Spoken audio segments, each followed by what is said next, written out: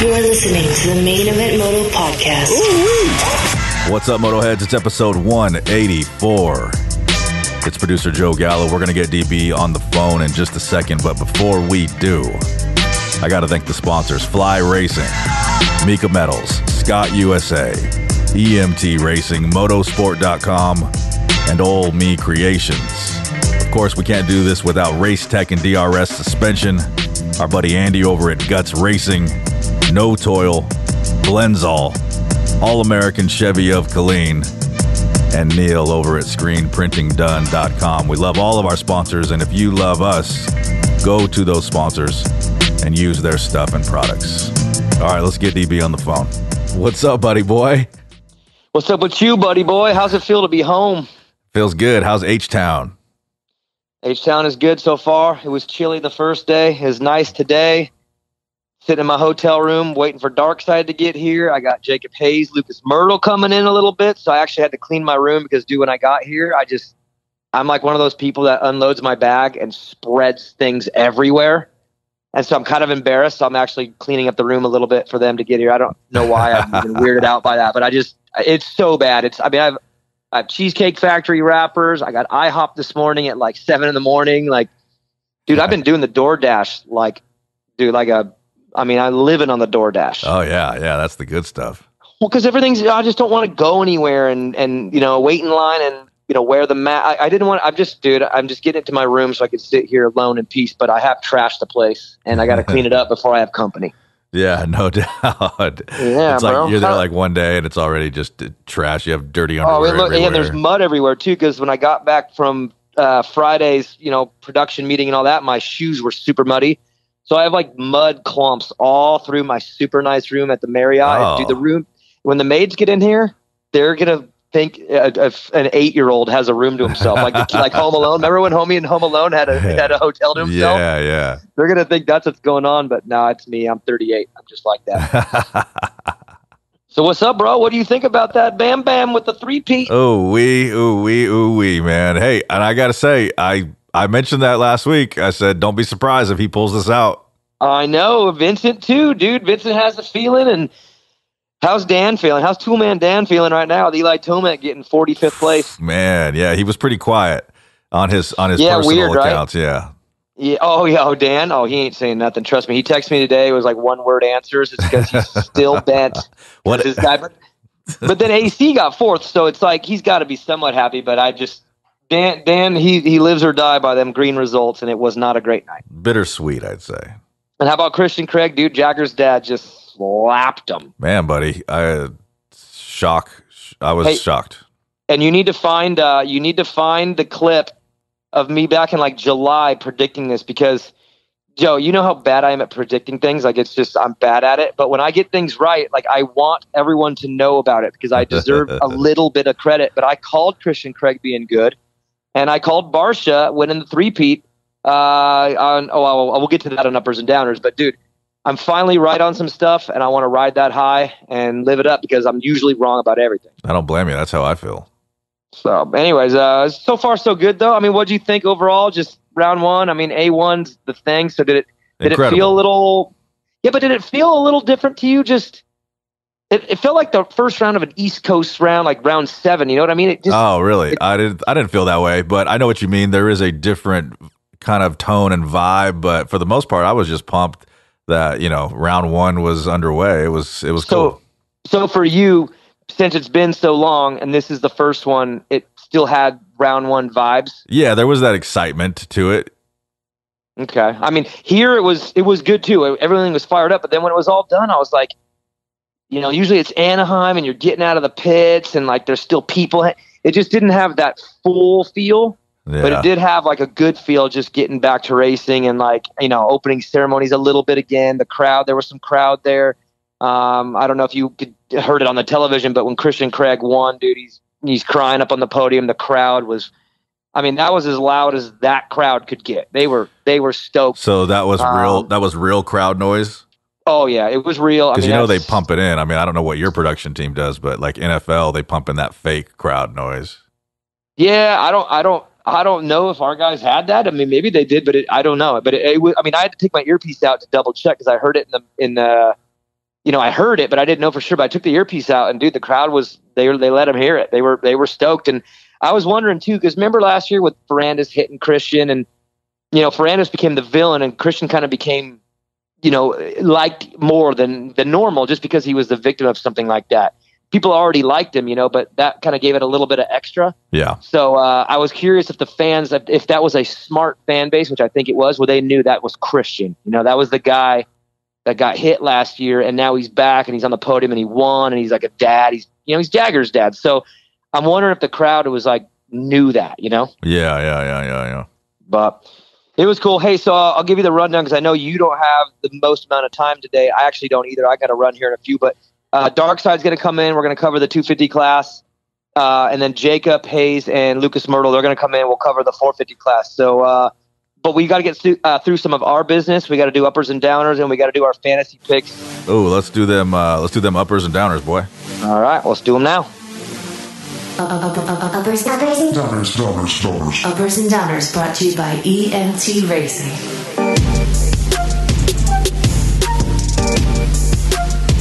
So my downer is a weird one. My chick's not talking to me because of this downer.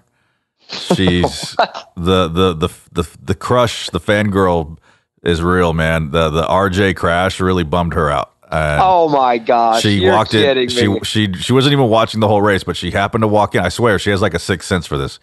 She happened to walk in. RJ gets he washed out, and she was like, "Oh no!" and like gave a little chick like one of those things. And I'm like, "What's your problem?"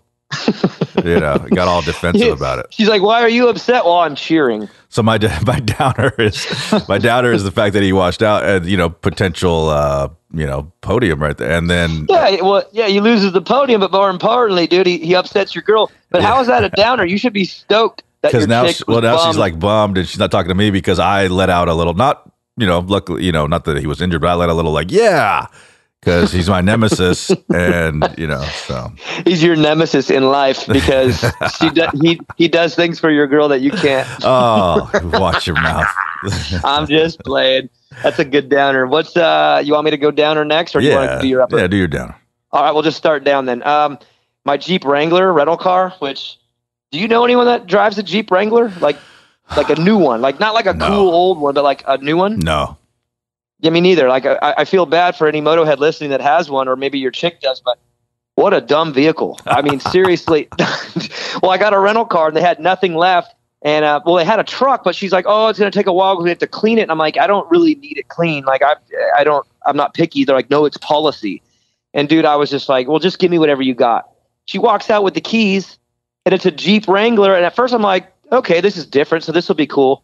Within 30 seconds on the freeway, I'm thinking, why do they even make this dangerous? In fact, not only that, Joe, after being in Houston for a couple days, I truly believe that they need to have a nationwide reevaluation on who gets their driver's license. Uh-oh. They need to make the tests a little bit harder. I think it would help a lot. And they also need to get rid of the Jeep Wrangler because, dude, I'm telling you, on the freeway, that thing feels like a boat. Like if you turn it all, the whole thing like does this wiggle. And it's honestly a piece of junk. And I'm pissed. I'm going to be here a week, so I almost feel like going and taking it back and seeing if I could trade it out because it's just that bad, huh? It's just dangerous. I feel like I'm in a tip in every corner. And I do things last minute, like I miss turns and I'll swerve and dude, I'm gonna flip that sucker like J-Law, but on accident. I think you'll be all right. All right, so all right, uppers. What do you got? So my upper is, I think, the same upper that a lot of people would probably have, and that was when you decided to just mute Austin Faulkner and not allow him to talk. Save everybody some time. I did. Well, yeah, the program was running a little behind. I felt we needed to catch up, so I pulled the plug on him. Jeez, man, that was harsh. No, but actually, I got a bunch of DMs on that because I didn't know, because in my earpiece, I can't hear that mic. So I'm just kind of like nodding my head to him, and he's kind of talking to me. And then after it was done, they're like, "Oh, we're having some technical difficulties, the mics and this." And I didn't really know. But after the race, I look at my DMs, and it's like, "Dude, you muted Faulkner. You pulled the plug on him." And then once I went back and realized what happened, I was like, Yeah, I'll take credit for that, but I didn't do it. So you can't hear that microphone in your earpiece. You just hear him. No. You just hear him talking like normal. Yeah. And Salt Lake was not so bad because, I'm doing the whole start on camera, turn around thing. And I'm kind of far, like the social distance. So I couldn't really hear him. In Salt Lake, it was better. But here, because there was some volume in the stadium, a little bit of music, whatever, I couldn't hear him. So I'm just kind of nodding to him just to make him feel comfortable.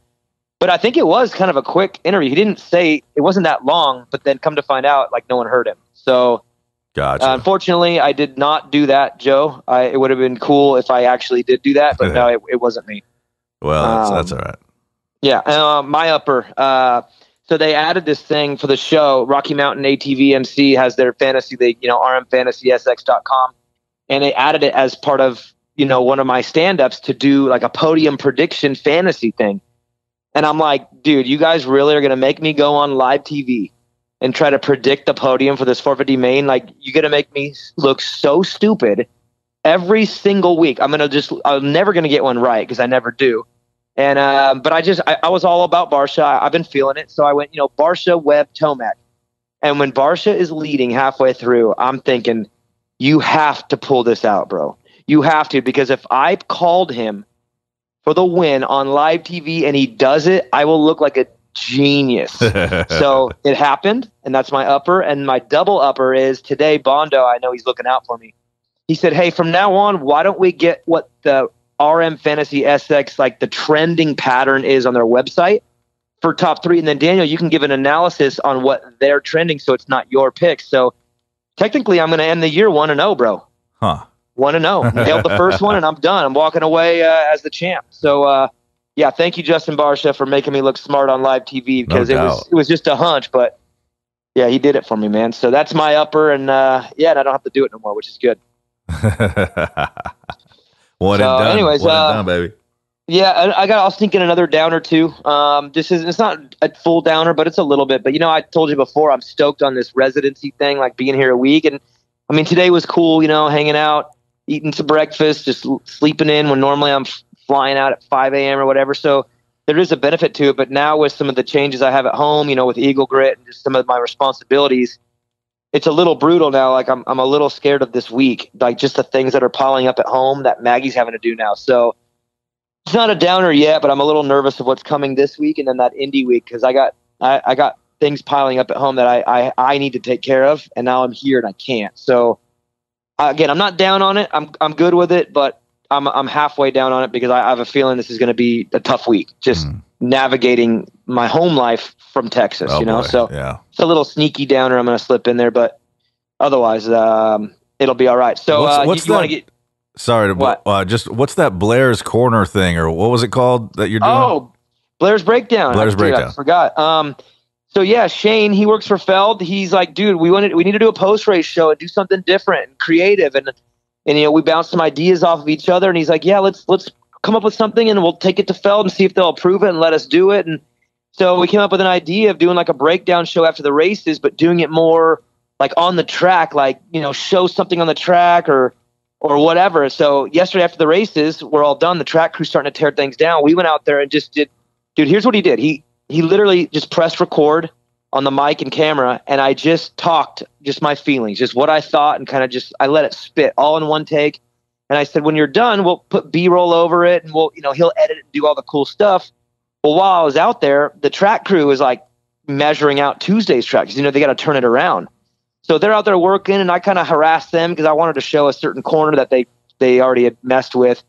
So they got in on it. The track crew ends up being in the video, and they launched the video today. It's Blair's Breakdown. It's just a post-race show.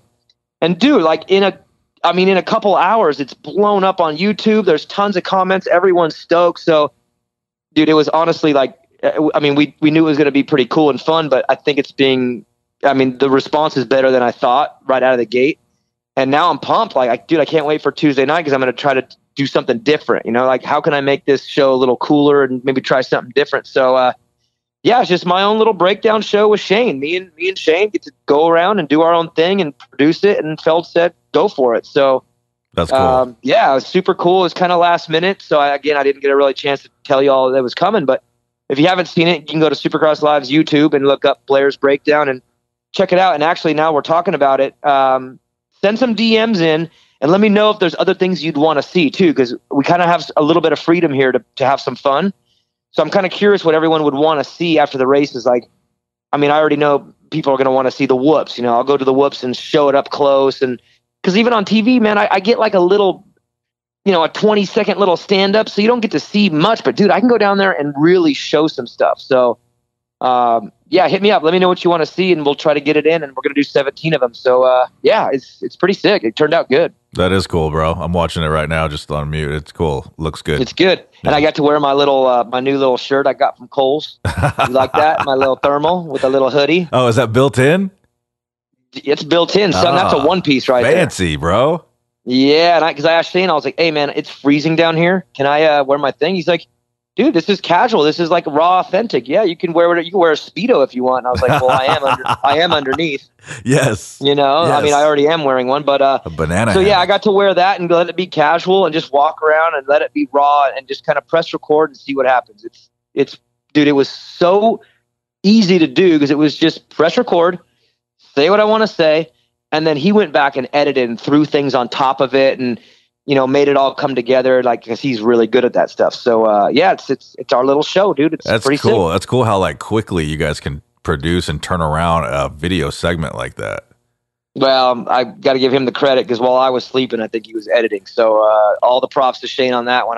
It was night time for me, and I think he was up putting it all together. So no doubt. But yeah, man, it was cool. So yeah, I completely forgot about that. But yeah, that's we're gonna do it every week. All right, you ready to get into our fantasy pick'em? Yeah, let's do it. All American Chevy of Killeen brings you Main Event Moto's Fantasy Pick'em. All right, Joe. So round one is in the books, and I got to tell you right now, you had a not great. Well, you had an okay start. So here's the leaderboard right now. Vincent and I went 2-1 on our picks. Remember, Davalos had to be top 5 in times. Barsha had to be on the podium, and then it was a battle between, I think, Eli and Kenny, right? Those were the 3 topics. Yeah. So Vincent and I went 2-1. You, Toolman Dan, and Eric and I went 1-2, and Andy, Greg, and Hobo Nick went 0-3, which I find to be hilarious because Andy's competitive and he's going to be so pissed. Yeah. And Nick probably doesn't even know what he picked last week, so I don't think he cares. But I got all the picks for this week, for this one, for round 2, except for yours. So we'll start with you then. Okay. Webb versus Osborne. So Webb gets, barely in the top 10, had an off night. Osborne won his heat, but then fell in the main, comes from dead last to 10th. So a little bit of an off night for both in the results column. Who is your pick out of those 2 for round 2? Who does better, Webb or Osborne? Oh, we all know who I'm going with. Webby all day. Is that a heart pick or is that a head pick? Heart and head, bro. Okay, jeez, you're gonna yell. All right, Cooper Webb for Joe. The next one is Jet Lawrence. Does he bounce back and put the bike on the podium? Yes or no? No. No podium. Okay, not you're the same. Week. V Money and Eric and I both had no. Also, Andy, Greg, Hobo Nick, and Toolman Dan and myself said yes. So you're running. Wow, you're saying Jet's gonna podium next week? Yeah, I think so. I think he was just a little goofy because it was the first one. He's still a kid. I think he got a little overwhelmed, made some mistakes. But yeah, I got him on the podium. Dang, on Tuesday. Now I'm second guessing, but I'm gonna stick with you already picked it. I already wrote it down, so you can't change. Third one. Does Eli Tomac bounce back and get on the podium? Oh, I mean, it's Eli Tomac, so it's like, yeah, for sure. But dude, even with the starts he got. He had a bad start in his heat. He had a bad start in the main. As fast as the field is, you're good with it. He bounces back. I think he podiums next week. Yeah. So no Jet, but yes Eli. Yeah. Okay. What were the results on Eli for that one? I said no. Wow. V Money said no for sure. Andy Gregg said no, which you don't really want to pick what Andy picks because Andy's struggling. He had a rough start. Eric and I said yes. Hobo Nick said yes, and Toolman Dan said yes. Of course. Wow, man. Yeah. All right, that'll be an interesting one. Hey, so you and me are completely different. I have Osborne. I have a yes on Jet and a no on Eli. Oh, somebody's taking the lead, son. Yeah, dude. I mean, and now you guys all get the game. Everyone who's listening, you all understand the game now. There's just 3 a week. play along. Again, if someone out there got 3-0, I mean, it's not that hard to just get 3 in a row when you have a 50-50 shot at each one. So someone did it, but right now, yeah, me and Vincent on top, you, Dan, and Eric sit in the middle, and then Andy, Greg, and Hobo Nick riding in the back of the bus. So, anyways, we'll see how this one goes, and then we'll go from there. But yeah, you and me are oppositers, dude, big time on this one. You know what's cool too is we don't have to like wait as long to see the results of our fantasy picks. You know what I'm saying? Like we don't have to wait all week.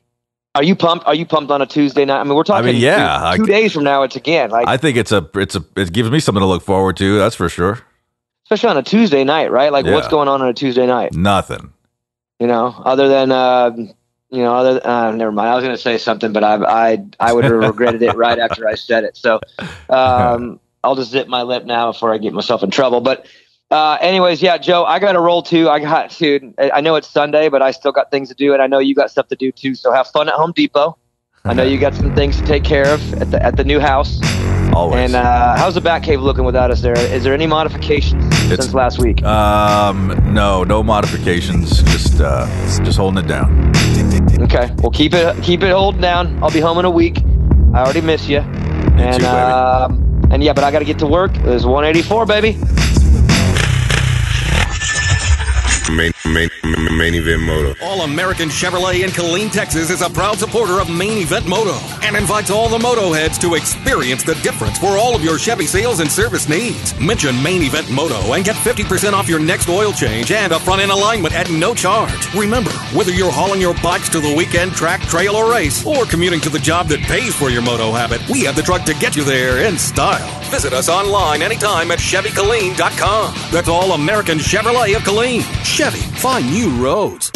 Look good? Check. Protection? Check. Fly Racing has had the gear game on lock for years, but the Formula helmet has taken Fly to another level. They didn't just make a high-quality helmet, they redefined the standard for the most important piece of safety equipment on a rider's body. Use your head and protect your head. Run the Fly Formula helmet. Then cover the rest of your body in Fly's Evolution and Kinetic gear lines. Easy decision. There's a reason I run DRS suspension and Racetech hard parts with Mika Metal's chains, bars, and sprockets on Evans 65. First off, DRS suspension settings work everywhere. I haven't changed a clicker since I put them on. Maybe it's the internals from Racetech that give it that extra something. American-made products with a 100% guarantee. You don't see that every day. Yeah, the DRS Racetech combo works for me. And what can I say about Mika? First off, they've been with us since the beginning. The quality of their bars is top of the line, and Mika is the only chain and sprocket combo I run. Motoheads, get with the program. It's DRS suspension, Racetech, Mika Metals. Say it again. It's DRS suspension, Racetech, Mika Metals. Is that good, Joe? Yeah. Main Event Moto Podcast.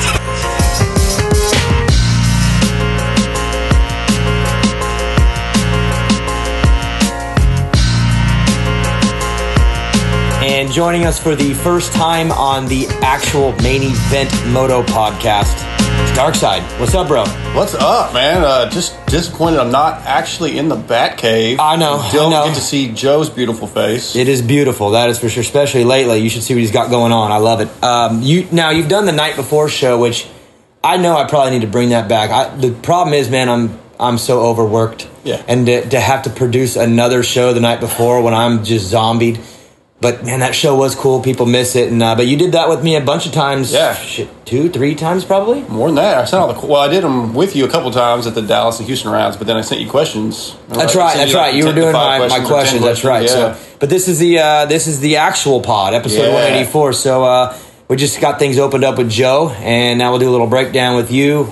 Jacob Hayes and Lucas Myrtle are on the way over to the hotel, so we can talk with them. I'm going to have them talk 450, though, because Myrtle, we'll end up in a fist fight if we talk 250 because we've been arguing over Christian Craig and Jet Lawrence for the last few weeks. Okay. So I don't want to get in a fist fight with my friend. So Sure. we're going to talk 450. So we'll do 250 for you, but I do want to sneak in a 450 question. I guess I'll start it in this way. What do you want to wear the Zeke jersey? Do I need to get you a new Dak Prescott jersey? Because you're wearing a Cowboys jersey at Cowboys Stadium because you lost a bet to me, a bet that you provoked. You started it on your show, Moto X Pod. and now you have to eat crow. So are we going Zeke jersey or Prescott jersey? We're breaking up. I lost signal. No, you didn't. You don't do that. I saw that on Instagram too. You tell me you like that. Okay, well, hold on. Little background. So you wanted to do a round one bet. Yep. And the bet was we both picked the winner. If neither of us got it right, there was no bet. It was just whatever. Correct. I had Justin Barsha. Do you like the Instagram post that I tagged you on? He was looking at you. Yeah. He was looking at you in that picture. Oh, yeah. No, I was like getting my camera ready, and he looked at me, and I snapped it, and I zoomed in. I was like, oh, my God, he's looking right at me. I'm sending this to Darkside. And then I went, you know what? No, I'm going to do it on Instagram to make it that much worse. But Barsha got the win, and you had Cooper. Yeah. And I'm imagining after the heat, though, you're feeling like, okay, like, you know, hit an okay ride, but you're thinking you're in play. But, man, when the first turn hit, Webb was in the back, Barsha's in front, and you had to have been just livid. Oh, I was. And you sent me the Zeke GIF after Barsha won his heat. The eating, the best GIF ever. So Cooper was leading his heat. So I was finding a 49er GIF, whatever you want to call it, GIF, and then Zacho effed me. Yeah, he did, huh? He did. Yeah, it didn't go well. I mean, look, there's 22 riders. 21 of them, any of the 21 could have won, and I'd been fine. And but it had to be the one I picked. Yeah. Hey, so you know that on TV they're making me do this RM Fantasy SX prediction thing, and I'm like, man, you guys gonna have me predict the podium every week? I'm gonna look dumb a lot every race, because how do you call that class? I mean, Sexton got, 18th or something? He could have won, too. He was a fast and I mean, it's hard to pick the podium, but I ended up getting Barsha right on live TV. Jason Anderson, outside the top 10. Exactly. So my God. But anyway, so I called Barsha, and I want to gloat and brag, because I'm so bad at picking things that when I do get it right, I feel like I should puff my chest out, and y'all should just take it. So I'm gonna be extra cocky about this one. Yeah. I called it. I knew the three-peat was coming, because when Justin Barsha is smiling and happy, he is dangerous. And he was dangerous all day, and he got it done. And now you have to take a photo at Cowboy Stadium. You're the team you hate more than anything in the world, wearing my Zeke jersey. I can't wait. And how about the text I sent you with your face photoshopped on Prescott's body? That was from Nick Steele. He does the Moto Limited Network pod over in Australia. Send it to me. Yeah, that's right. You did that. So thanks a lot, Nick. Yeah, that was good. We'll get that out of the way now. Congratulations to you. You lost. I hate the Cowboys more than I love the Niners. That's how bad this is. I can't wait. Just to have you in that jersey it'll make me feel so good. All right, let's talk 250 though while I have you here. So Christian Craig, obviously, I mean, did you kind of feel it all day? Yes. And then media day even, he was just, the dude was on it from the minute he stepped off the airplane or whatever. He just was on it. And I don't know if you've been able to watch the broadcast back or if you saw his podium interview in the heat, but I could tell by just his attitude and the look on his face that this wasn't the old Christian Craig who he's talented, he's fast, he's got that great style. There was something different with mentality. Could you kind of vibe that? Absolutely. And I know you want to touch on this. I mean, he kind of even mentioned I think he's trying to squash the doubters and Christian can't pull it off. Every race he washes the front end or whatever. Like he mentioned that there's some podcasts out there that he listens to, and who do you think those are? Well, I know who they are. I know who one of them is because he sent me a nice little text because I texted him and said, "No doubt for me, bro. I've called this back in July, which I did. I got to find it somewhere. I know last year after Salt Lake City when I heard he signed there, I said they're in trouble." So I was like, not me. And he gave me a little reply that I'll keep to myself. But I feel like I was probably one of the ones he was calling out. Steve for sure called him out a little bit, but they're buddies. So I don't think he was directly like trying to shut up the podcasters as much as you just hear that noise. And you have to imagine that the audience is hearing the doubt too. So then that's carrying over into their beliefs. So it's not just that 2 or 3 people doubted. It's maybe 2 or 3 people that have a reach that reaches 10, 20, 30,000 people that maybe believe the same thing, which at the same time, though, I mean, it's got to be, it's a fair critique.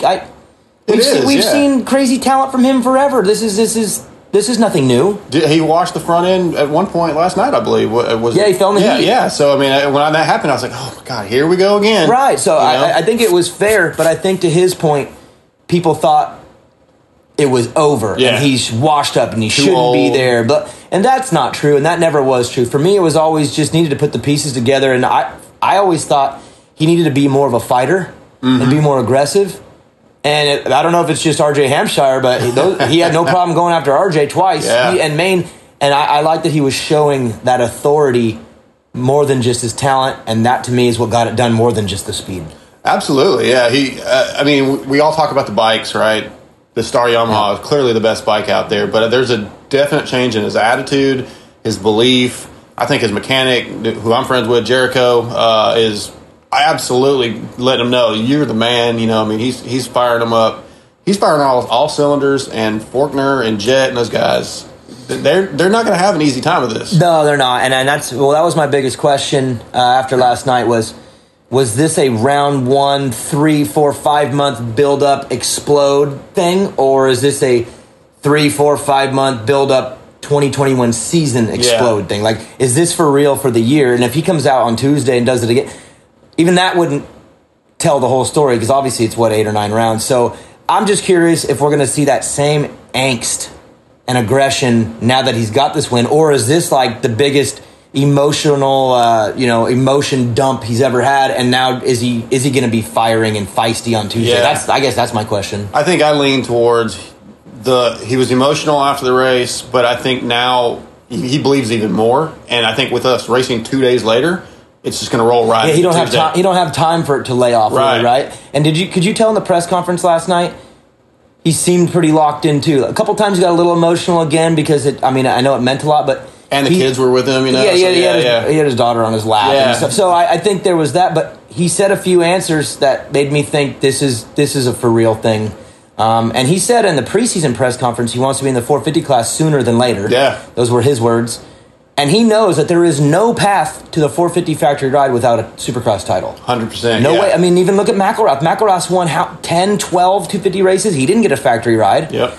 And Craig's won now 2. So you're not going to sneak by and get a factory 450 ride permanent unless you win this title. And I think he knows that. And I think he's like Davalos was and like J-Mart even is. I don't think they want to be in that class. They really don't. They're doing it because it's the only option financially, but you know damn well he does not want to be in that class. He wants to be a 450 rider. Oh, absolutely. You know, you hear the other podcasts and the keyboard warriors saying, "Oh, just go to 450 ride." But these guys got to earn a living. They need opportunity. You know, and you can't just take a ride like Davalos necessarily. The bike might not be as competitive. The pay's probably not anywhere near what he's making doing this. You know, he's doing what's best for him. But that time is running out in the 250 class, I think. I mean, yeah. So I think he needs to win the championship. It's still gonna be very difficult because of the other talents in that. This coast is, or whatever you want to call it, this East, I guess, is stacked. Yeah. Okay. And I just want to respond too because I just listened to the Racer X review show and JT called me out because I've been saying it's stacked and he's like it's not stacked, and I think it is. Well, okay. Well, here's where the mix-up is because JT's right. The 250 East is not stacked. The top 7 are stacked. It is. That's a lot for a 250 class. It is. It's just it's filthy at the top. Yeah. It's so. I mean, Mosman was what 7th or 8th or something, or Jet. I expect more out of him. I mean, Shimoda, Mosman, and Jet were like 6, 7, 8 or something like that, and it is so top heavy stacked. But to JT's point, he's right. It's not stacked all the way through. Is the 250 class ever? Not in the last couple of years. Right. Don't you think the 250 classes look like this the last couple of years, where after 10th you're like, who's privateers and then guys that are fighting and whatever. But John Short, I mean, my boy John, he was good. Yeah, I thought he looked good. RX Suzuki team. Was that like last minute? Yep. Yeah, I think about a week or 2 ago.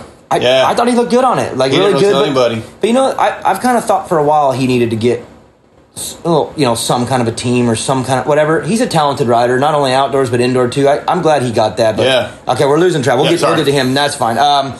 Faulkner, I'm super impressed by him, mostly because of what he said on the podium. He was satisfied. And that, I mean, we've seen that kid.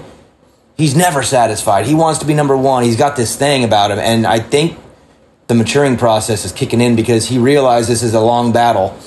It's been a big one that's cost him every year. And he didn't need to go hanging it out to try to catch Christian. He said he tried, but you could tell he didn't hang it out. He gave it an effort and then it settled in. But he got better throughout the night, made great passes, and again, I'm very happy with what Christian Craig did. I'm high on him, but I mean, Faulkner did a lot for me last night too, and I move him kind of into the number 1 spot in my opinion long term because of the middle side, and because he's shown that he can go the depths of the series where Christian hasn't yet. So And just, again, that maturing right there tells me a lot that maybe he's figured out that he doesn't have to weed himself out of a championship 2 years in a row because you're good enough to not have to do that. Right. He brought that up in the press conference. What did you think of his comments on being fastest qualifier? He said, who cares about that? And you're like, well, it was literally just 2 years ago that's all you seem to care about. And again, I think someone's got to be talking to him. But he told me, because when I get a chance to talk to the riders on the podium before they ride off, I'll talk to them for a minute. Yeah. I'll like, hey, what was it, whatever, just to get some idea. And I said, hey, really quickly, qualifying wasn't great for you. Like, was that okay? He goes, no, I was trying. Like, I wanted to be fast, but it wasn't the end of the world. I had some things on the bike that I wanted to change. So it was like the perfect answer. It was, yes, I wanted to be number one, but it wasn't really in the cards, and I had things to change, and I just worried about that. Yeah. That seems to be like you would think a standard, but for him, that hasn't been the case. So I'm proud of him for taking that leap and realizing that you don't have to be the man in the middle of the day. You have to be the man at the end of the night, and that's what matters the most. And he did say in the press conference that he's a racer, and it's funny because he was such a fast qualifier 2 years ago, but he was also a racer. He smashed him. So he's right about that. He is a racer. Yeah, and he talked about, we also talked about with him in the press conference, the drama with other riders. I brought up Chase Sexton in the last couple of years, and then we're building the hype with him and Jet, and he kind of tried to play that down a little bit too. He's out there to race whoever's in the way. But I do feel like when Jet was around him, he got a little more squirrely. Like, I felt his level went from 10 to 11. Was that him or was that us? Because when they got near each other, my heart rate was like, I was just like, maybe we just felt it, and maybe he's like, what is wrong with you people? Like, and the truth is there's not a real rivalry other than them getting into it at Salt Lake, but Austin's gotten into it with a lot of people. So why is Jet the one that we've hyped up? And for me, the reason is because the personalities. Jet's that goofy kind of funny kid. I mean, remember, he's the one that said Austin Faulkner never heard of her. Yeah. So he's the button pushing because of that, and because of Austin, again, kind of unfairly, he's always caught up in stuff. And he made that point on the preseason press conference. It's not always his fault that he's in these things. Like, even last year with Dylan, it wasn't him. Dylan was the one doing it more than he was. So Austin gets in the middle of it because he's like a firework as a rider. He's just, so he's always, every pass he makes feels violent even when it's clean. You know what I mean? He's just got this like aura of explosion around him. So it's not always his fault, but he does get into things. And to his point, he did stay clean from Jet. He didn't do anything. He didn't force the issue. He had a clean night. It was a clean, solid night. Did you feel like he was struggling in the whoops at all? I almost asked him that because that's where I felt like he was the worst. Yeah, but even last year when he got better in him, it was better, but it's like Webb. They're not going to be the best in the whoops. So for him to be like the fifth place guy in the whoops, I think that's okay for him. Okay. Does that make sense? Yeah, you know what I mean? Because he's so good everywhere else. But you're right. He did not look like Christian in the whoops. He didn't look like Jet in the whoops. And I think that's going to end up probably being okay, especially on the tracks we're going to that are soft. They're all going to end up jumpy like that anyway. So I think overall that's fine. But are you with me? Are you feeling like even though he got second, he moved himself into the number one spot in my mind pretty firmly? I was a little like Jet Austin, maybe Christian. Now I'm Austin, Craig, and then maybe Jet and Colt and RJ. Kind of, I'll put them all in their own little bubble. And that's where I kind of sit now. And I know it's round one overreaction, whatever, but that's where I sit. Any differ for you? Not really. I believe what you said, that he's grown mentally a little bit, maturity-wise, and he kind of talked to us on my podcast a couple weeks ago about that. And then for everybody that's wondering, he's back. He is officially back with his chick, so hopefully that that's a good thing for him, because it wasn't good when he wasn't with his chick. So he was brokenhearted a little bit. He was. It's so hard to go on the personal side when you don't know the depth of the relationship. Yeah. But I don't know, man. It's got to be hard being him when you have a girl that looks that good. Look, I'm not going to be shy and say it. I told you before, when my wife thinks someone's good looking, they really are, because she's a hater. Yeah. And she's like, man, Riley is beautiful. And I'm like, okay, good. I can talk good about her and not be in trouble. But so if you're Austin, man, I don't know how you do it with that distraction around you. Because you know what her dad did? Oh, yeah. He played for the worst team in football. Okay. And which team would that be? Okay, the 49ers. Yep, that's right. Yeah, they Worst lost to the other worst team in football. They did, the two worst garbage franchises. Anyways. You know what? I think you should let me out of this bet because of the gift I sent you.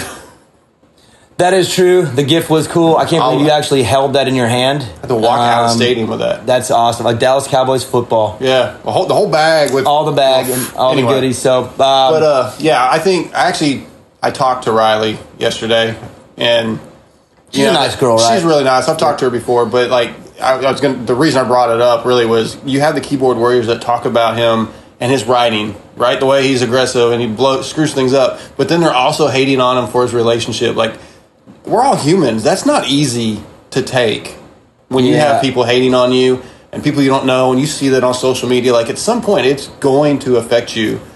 So I think hopefully his life's in the right place. He needs to just stay off the internet completely, because I know he's a little Twitter happy. He needs to probably just stay off the internet, because he's just got that personality that people are gonna not everyone's gonna like him. Yep. And he's not, and I don't think it's fair too, because people say he's cocky. I think he's confident, and he just kind of delivers it in a way that is a little different. And I don't really think it's cocky. I don't think he's like, I'm the man. I think he just believes in himself, and then he kind of says it. He still kind of talks like a kid. He talks fast. He kind of bounces around in his thing. So I think it comes across worse than it really is, and I don't think it's fair, because he's a really nice guy. And that could be said about a lot of guys. Your boy, Cooper Webb, same thing. People hate on him, but like everyone's he's the nicest dude ever. He's an a-hole, and he's such a big ego. And I'm like, no. Now, he's a warrior. That's when different. He won that championship, 3 races in a row, he didn't believe until the third one. Like, when you were talking to him off record, he's like, man, I don't even really feel like I belong. It's you got to put that out there. You have to believe in yourself, at least outwardly. Right. And if people really got to know these guys, I think they'd be surprised. Well, and you got to remember that they're wound up. Yeah, there's so much pressure on them, man. Like, even for Faulkner, I feel bad asking him the question, because you have to. But is the pressure I have to ask that question. I'm sure he's sick of it, because it's like, well, yeah, the pressure's on. Like, Chase Sexton, my childhood rival, is fastest qualifier in the 450 class on a factory bike, and I'm still in here racing. I got to deal with this kid Jet, who everyone's trying to create drama. Like, he's probably a little annoyed and frustrated and whatever, and that's his own doing. He made some mistakes that cost him, but he's never really avoided that. He owned up to it. Even in the press conference last night, he said he wanted to be the fastest in qualifying every time 2 years ago, and it bit him. I mean, he says the right things. He just says it in a way that some people don't like, and I don't think it's all the way fair. It's not. People hated Ricky. People hated Chad. People hated James. People hated all those guys, and then they all ended up loving him later. It's the same thing.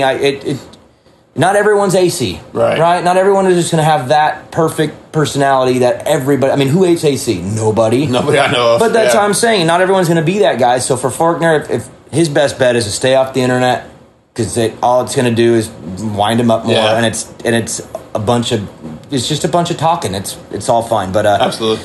Nichols was good too. Kind of quiet though, just like the heat. He kind of was back there. Then the main he fought through, and I mean, if that's the floor, like, look out, because I think he can be. I mean, he's going to be a player in this thing too. He's a guy who's won races and had the red plate, so I was impressed.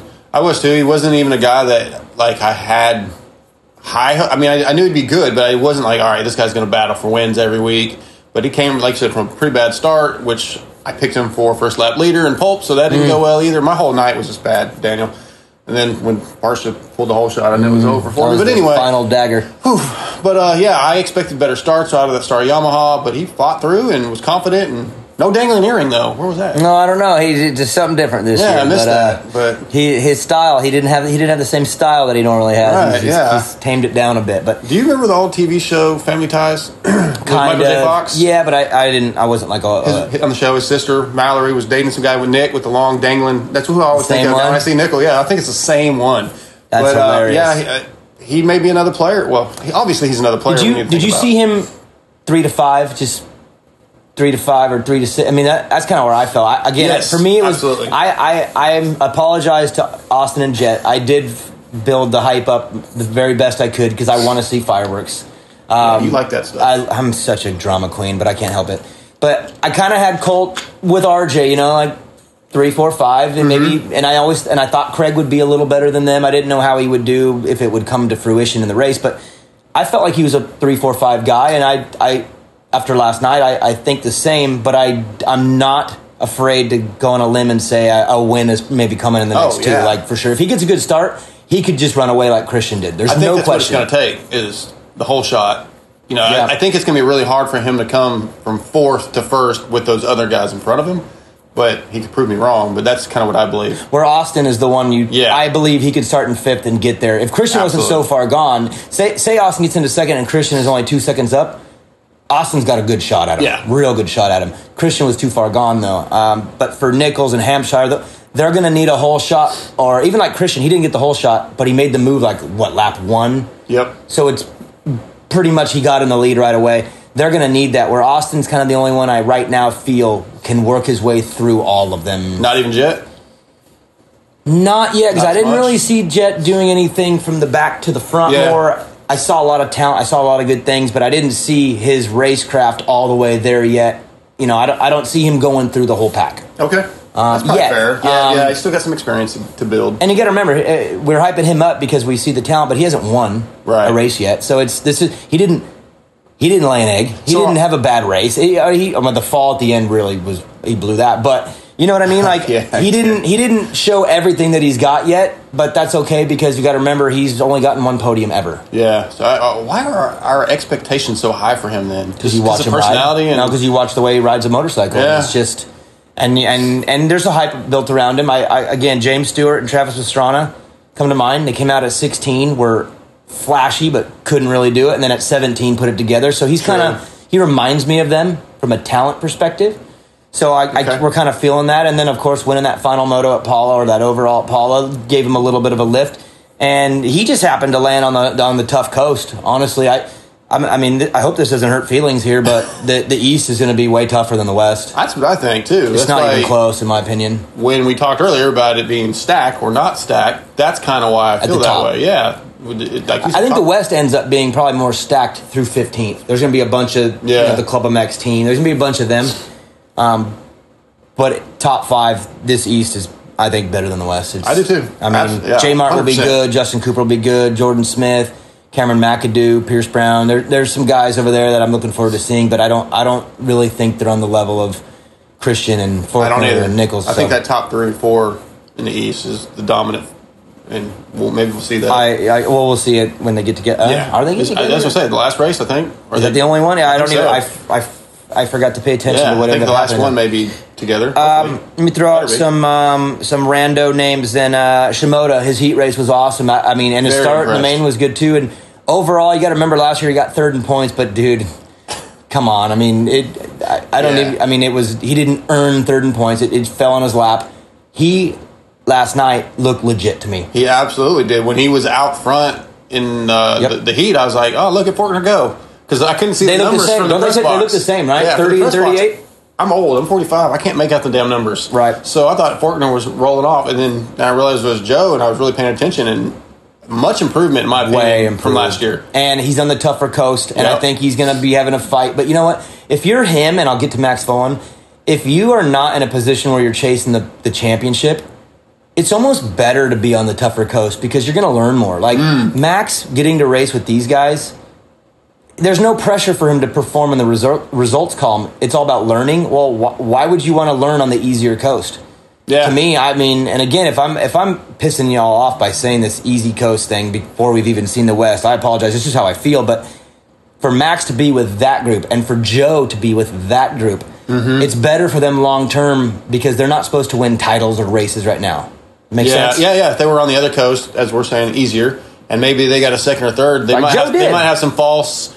Like Joe did. He got 3rd last year, and it was like, okay, like, good job, but really? Well, last night, he wasn't even in the top 5, but I was more impressed last night than anything he did last year on his way to a 3rd in the points. Yeah, I totally agree with that. So, it's just, I mean, Kenny talked about, right, with riding with the other faster guys, because that's where you build and you get better and you learn, and you just go out and ride with guys that are slower, or, you know, so not the top fast guys, and maybe you don't learn as much. So, yeah, it's going to be good.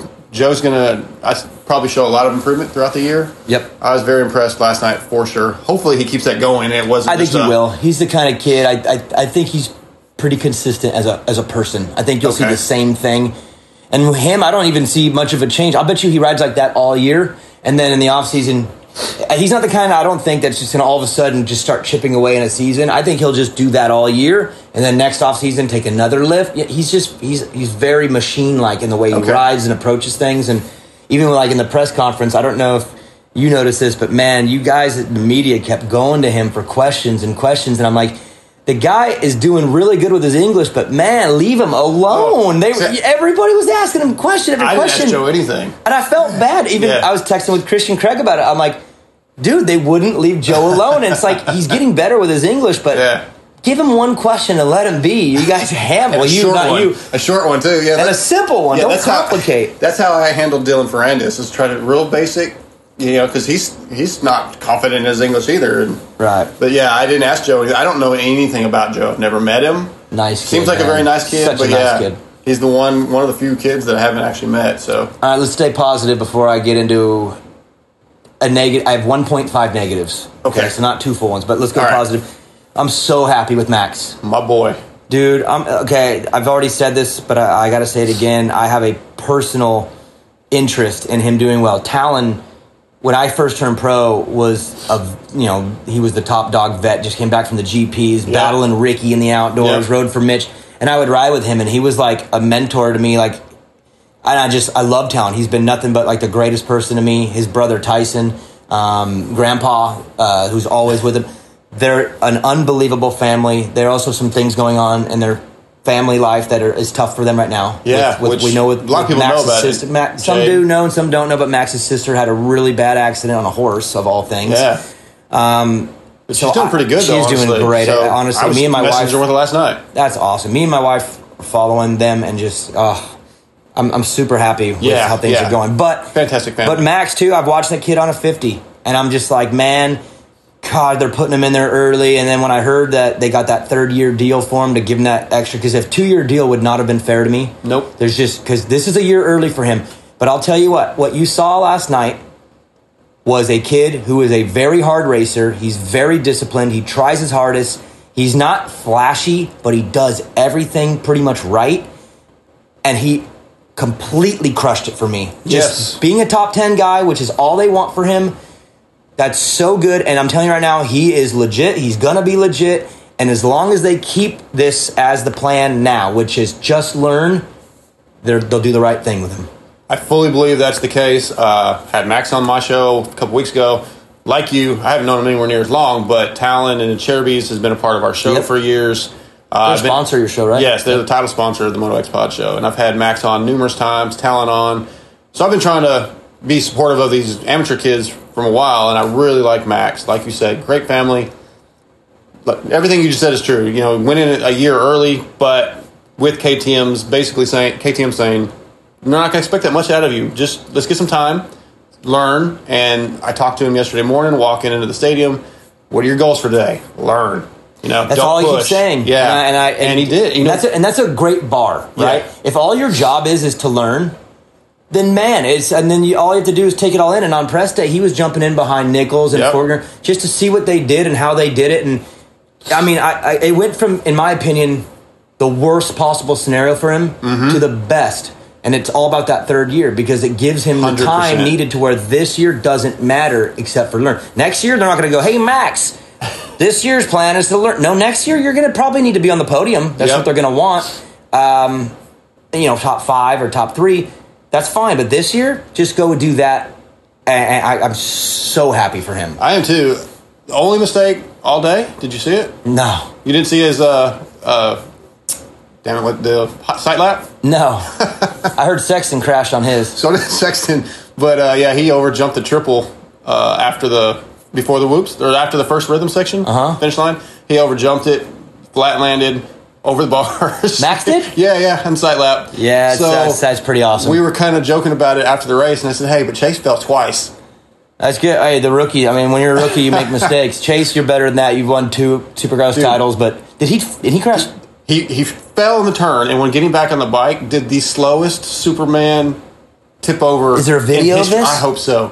It lasted like 5 seconds. He was literally laying on the bars on his chest, feet straight out, and just slowly tipping over. It was so good.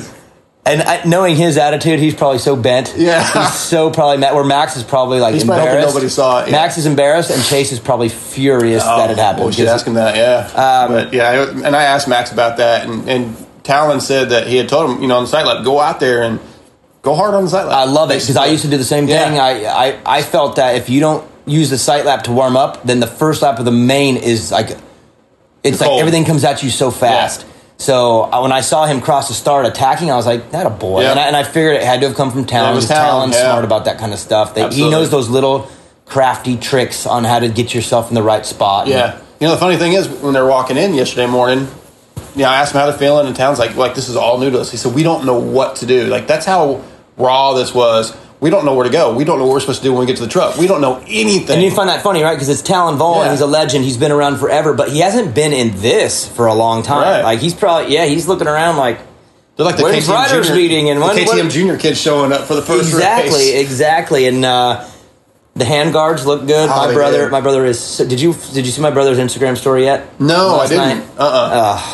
But I asked in the pre-press conference about that for Vince. I know, and he is wearing them very proudly. They look just fine, and I hope it drives my brother mad. I hope your brother. I know. I hope he just loses it, but he did have the handguards on. Yeah. Oh yeah. Like, he's gonna run keeping it real. Yeah. Chevy's USA handguards. Okay. Let's go negatives here, and these aren't like negative negatives. This is just like Mosman was a little to me, and that's all. And I don't know if that's because the top 5 were so filthy, or if he just had a rough night. And I'm not even going to say this is like something to worry about. I'll wait 2 or 3 races before I would say that. But yeah, I hate as a night kind of. I'm a big Mosman fan. Me too. I have He's a NorCal guy too. High hopes for him. And I was a little disappointed because we talked to him recently, and he's been riding with Barsha. And to me, his weakness is his lack of aggressiveness. Mm-hmm. So I asked him about that. I said, every year you've improved. And last year I saw you get a little aggressive with some guys. Can you continue that? Because you're going to need it. And he said, well, I'm riding with Barsha, so hopefully I'll pick some things up. But I didn't see any of that. Sorry. He told me the same. Riding with Barsha would help his racecraft a little bit. But, again, it was the first round. Just true. Get through it safe. Some guys do great, and you don't, whatever. Some guys do horrible, whatever. I need to see 2 more. When we get out of Houston, then I'll have a better evaluation on him. But if I'm just judging Saturday night, it was just kind of, he was okay. I didn't see, did you see him? He didn't look bad. No, he didn't look good. Yeah, he was just off the pace, in my opinion, though, what he needs to be on. Yeah. If he's going to be a podium guy, he's going to have to go faster. Yep. This is my 0.5. Okay. My negative is RJ. The tip over that lost him the podium. Yep. The heat race was good. It was all good, except for he just didn't have what they had. Does that make sense? Oh, yeah. He was just like, if they were like 1, he was like 1.1. He was just a little bit off the top group, but he was trying so hard. And it's not a concern as much as I'm just wondering, is he tapped? Continue. Is he tapped, and is that where he is? And he's just the 4th fastest or 5th fastest guy, and he's going to have to, luck into a win or something like that. Can he just break out and be faster than them? I don't know. I kind of think he might be the 4th or 5th fastest guy on this coast, where he could have maybe won the other one. That's all I'm saying. I don't think he has that raw speed that Faulkner and Jet have for the whole race. Do you think it's because it's messy? The way he rides a little bit, that he has a lot of little bobbles. Even when he was doing the wheel tap off a couple times, I'm like, man, I'll hold my breath. I'm wondering if that little lack of speed that he has, that they have, is because he overrides. You know what I mean? I feel like he's always, it's like a constant little bobble at all times. Just little bobble in the corner, little bobble in the corner, next corner, a little bobble. And it's never a clean lap. So I'm wondering if he was cleaner, he'd be a little faster, because the effort is off the charts. But I'm wondering if the effort is what's causing him to be a little bit off their pace, because he makes little bobbles nonstop. Yeah, that's a good point. I mean, how do you clean that up? I don't know, and it's pushing to go with at the speed of the other guys, and maybe if you're not able to. Maybe he backs it off a little bit, and then he's way off their pace. Right, so exactly. I don't know. And I talked to him before the race, and he said, I haven't ridden with a 250 guy in a long time, because he doesn't ride with the 250 side of the Baker factory. So he's with the 450 guys only. He's like, I don't even know what 250 riders are riding like right now. I ride with Zach, and so maybe chasing them has got him just so scrappy. But then again, he's always been scrappy. Yeah. That's who he's always been. So I'm just wondering if he really is just kind of the 4-5 guy in this I think group. he is. Unfortunately, I hate saying that, but somebody has to be. I mean, someone has. It's either going to be Nichols or Craig or Jed or Mosman or somebody. Somebody has to be. But overall, like I said, I'm not bummed on RJ. I'm not bummed on Mosman. Those are just the two that I felt I don't feel as psyched about. I feel like just Yeah. I feel the same way. I was a little low on those guys last night. So, but again, first race track was sort of simple, except for the one rhythm section. The track was. They said it was easy, but kind of technical, but easy. Like, and they had to think a lot, and there was little mistakes. Even Craig in the main, man, he almost put her down off that little before you cross the start. And but maybe that was the issue. Is they were going so damn fast. Didn't RJ run off the track a couple times too? Is that kind of? I think RJ went off the track twice. I know he went. I can't remember. Yeah, I think maybe after the crash. I want to say in that same corner, he went outside the tough blocks. But yeah. What did you think of just the feeling in the building with the limited people? Because I know this sounds weird, but it looked like St. Louis looked last year. That's about what St. Louis was a bad turnout last year. Okay. So it was light. It felt more like daytime qualifying at a normal one. But there was enough there. There was enough presence that I could feel it. You know what I mean? Like, it was there. I know the riders made a big deal of it. They felt it. They could hear them. I couldn't hear anybody in the press box hardly. Even like pre-race when they're telling the guys, the crowd to get loud for the T-shirts, I couldn't hear anything. Yeah. So it was kind of disappointing, but our expectations are so high from what we're used to with a real Supercross. Right. I mean, I'm stoked on the bridge back to normal, so it's totally fine. Yeah. But at the same time, it wasn't that powerful noise that we're used to where the whole building erupts. Not at all. But at the same time, there was enough there to make it feel like a dirt bike race again. Where Salt Lake did feel like odd. Like I mean, Fortner, I think, said it was just weird. Yeah, it was like he did say that. Daytime local Supercross race where now it felt like a real race. That's what it felt like to me. Having the fans back in the stadium is a big deal for them, I think, and it's good. But it didn't, for me, it felt weird. The pits felt weird. It felt, even once they opened the Fan Fest up, it was just empty, and they couldn't do anything. All the teams had their canopies, their windows up, and that was kind of a disappointment. But the crowd, the people talking to the people, they were just excited to be back and get to see it. So it's good. I who knows what the future's going to hold, because I'm hearing negative things with some protests going on. Like, we're lucky. I don't know if you know this. We're lucky the race even happened, because Houston was trying to shut everything down. I had no idea. As of last week. I don't even know. Honestly, after the election, I've deleted everything out of my life that has anything to do with politics. I went through my Instagram. I went through anything, and if it's even remotely 1%, any of this crap, COVID and protests and election and all that, I am out. I don't know what's going on. Like, I have no clue. Other than I did see on the news that, like, is every state capital about to be under attack or something? Is that real? Yep, that is real. We're not. This is it's Austin. Like, is Austin the capital of Texas? It is. So we're good here. I think we're good here. I have a buddy that's involved with a big oil. He's head of security, and is dealing with that stuff. He actually was supposed to be at the race. Had to fly to Denver. Wow. Friday night, and he said that he's talked to people in Washington, and like they may be really worried. They may actually induct or whatever martial law. Oh, like it actually is legit. Well, maybe I should tap back in so I know what's going on. But I've literally deleted it all from my life because I'm just I don't like dealing with that stuff either. Well, and here's what happened, and I sorry for the politics talk. We'll get in and out of it really quickly, but to me, politics feels like sports. Okay, you're on a side, and your emotions are up and down based on how your team is doing, and all we are is fans. Yeah, and I don't like feeling mad. I mean, I already have enough angst over being a Cowboys and a Sacramento Kings fan. I don't need to be a fan of another team that's losing and then winning and then losing and then there's winning. There's no team winning in that, though. That's the problem. Well, that's the problem. Is everybody loses in that world. So for me, I deleted it all out of my life completely. Zero into politics. I each side can give a point. I'm like, that's a pretty good point. And then the other side counters it. Oh, yeah, good point. Yeah. So, but the stuff that I'm hearing is kind of scary because there is some crazy stuff going on. But anyway, I thought there was a chance that the Houston stuff could have gotten shut down, but we seem to be good. I'm glad it's back. Tuesday is going to be interesting because I expect less people in my mind. And I don't know what the number was allowed. I mean, was it 10 to 12,000 or something like that? I heard. I don't know what it was. 25%, right? So I don't know what the capacity of that stadium is. I heard something like I think Weege may have. I want to say I heard him say he thought it was around 18,000. Okay. But I don't know if that's right. I'm assuming Arlington will go off harder than this one anyway. I think so. That race usually does a little better than this one anyway. So, and it's a bigger stadium. I mean, I have friends that are wanting to come just for that one because they want to go and see the stadium. Unfortunately, I know, jokes aside, it's a beautiful stadium. It is. And it's a kind of a legendary race on the schedule. So I think that one will have a bigger turnout. Toolman Dan coming? I don't know. He mentioned this. That's the one he wants to go to. Eric Nye, I think, is going to go to that one. You mentioned that too. Yeah. My wife Maggie, she's like, I want to go to that one. So everyone seems to kind of want to go to that one, and I tell everybody Indy is off the hook. I think Indy is like one of the coolest. I know, but just stay indoors. But dude, I've never been there, so I can't. Indy's incredible. That's next, isn't it?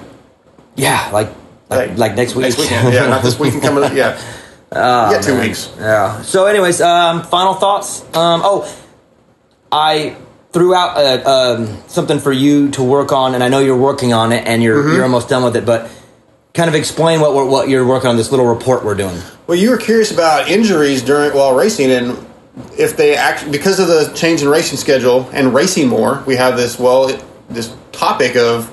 Is racing 3 times a week better than them going home and practicing? Will we get more injuries or less injuries? Yep. So you had me do a little research, and I went back over the last 3 years, took 5 or 6 of the top guys in each class, where their injuries came from, when they happened, how they happened. So to get an idea of, is it more of the injuries are they race related or practice related? And I know you're almost done with it, but I mean, you can tease a little bit. It's looking like racing. It's not close. I'll say that. It's leaning one way. The racing is where it's happening. It seems to be. I mean, you think about it, if you really go back and think about the crashes we see when Feld shows a Supercross and where the injuries come from, most of them we see. So, right, okay. Yeah, so we'll have you on then maybe in a week or two and just call in and we'll do the full report and give me the rundown. But I knew you were close to being done with it. You're just double checking on a few things. Yeah. So, but it's leans heavy one way. It does. I was a little surprised. I thought it was a great idea when you gave it to me, and I was like, it's kind of interesting. I felt like it was going to be pretty equal. We should have never done it. We should have or never said it. We should have just teased it and let everyone guess.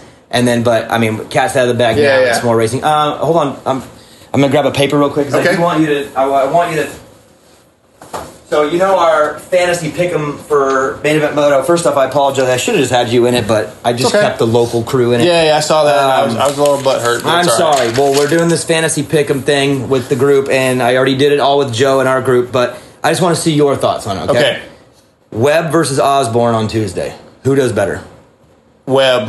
You think Webb fires back after this race. Because he's mad? Yeah. But what about Osborne? He came from dead last to 10th, like an animal, beat Webb in the heat. Webb by one position. So you'll go Webb on that. Okay, I picked Osborne. So I just let you know. And just because Osborne beat him in the heat. So I thought he might have had a little more. The next one, does Jet bounce back and get on the podium, yes or no? Yes, absolutely. So you say yes? Oh, yeah. Jet on the podium on Tuesday? Yes. I said yes also. You don't want me looking, I'm sorry. Is Tomac on the podium on Tuesday? Yes or no? Man, Tomac's hard to figure out. I'm going to say no. I don't have any reason to believe that. I said no, and for me, it's the starts. Yeah. Just, you know what? It's not going to cut it in this field. No. It's not going to cut it in this field. The start's got to get better. 100, yeah, absolutely. I said it on the broadcast in the heat. He had a bad start. I said, you better figure this out quick because that won't work in the main. And sure enough, he ends up getting in with Freesy. But I will say this, that was not Vince's fault. I'm not the biggest Vince fan. We're cool now. Even on the line, I gave him a little nod. We're cool now. That wasn't Vince's fault at all. He gets a bad rap because of his past, but that was not his fault. Vince has changed, I think, the last 2 or 3 years. He has. A lot.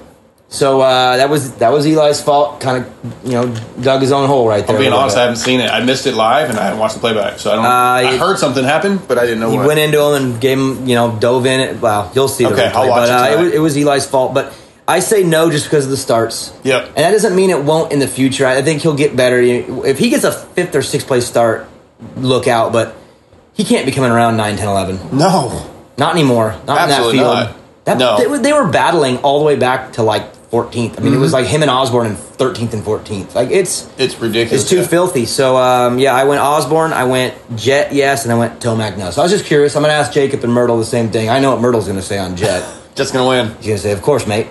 But he also covers. He represents Max. So. Max and Joe Shimoda. Yeah. So, wow. So, okay. I didn't know Joe. He's got himself that young group, which he's buying dinner then.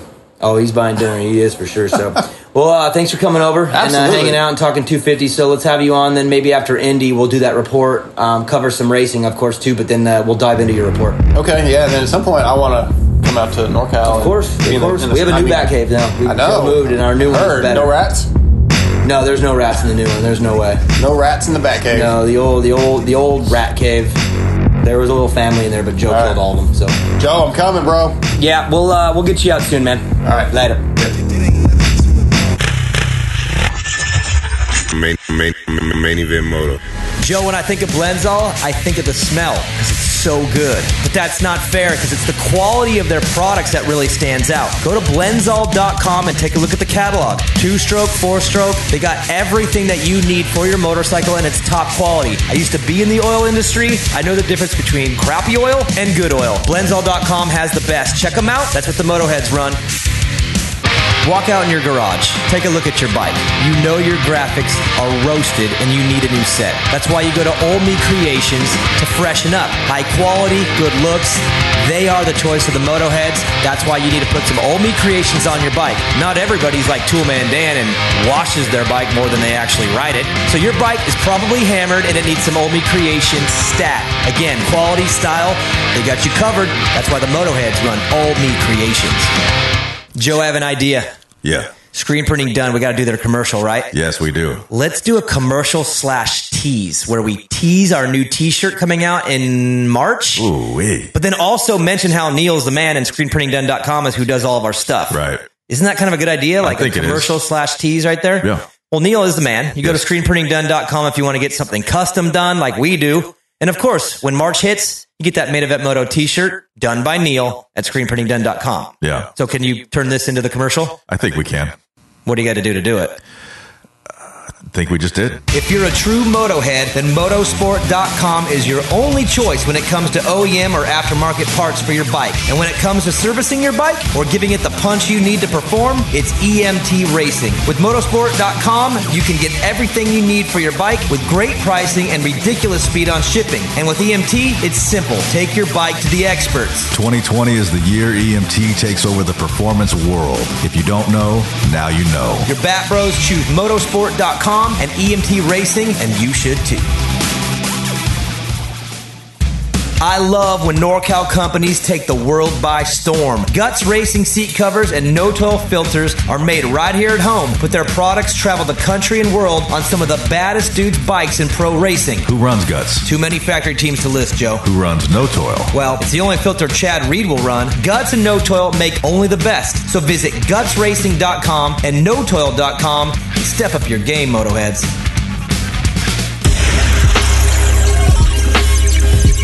Main Event Moto Podcast.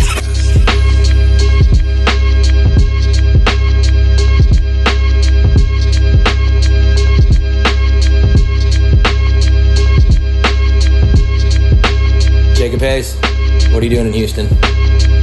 Hanging out with you, watching Supercross. Getting pizza? Well, I'm not hanging out with you. I get to see you. Yeah, Marco's Pizza's on the way, so we gotta wrap this thing, make it happen because I'm starving and I'm ready to eat some Marco's. Well, thanks for coming on the show. Where's your buddy? Where's Myrtle?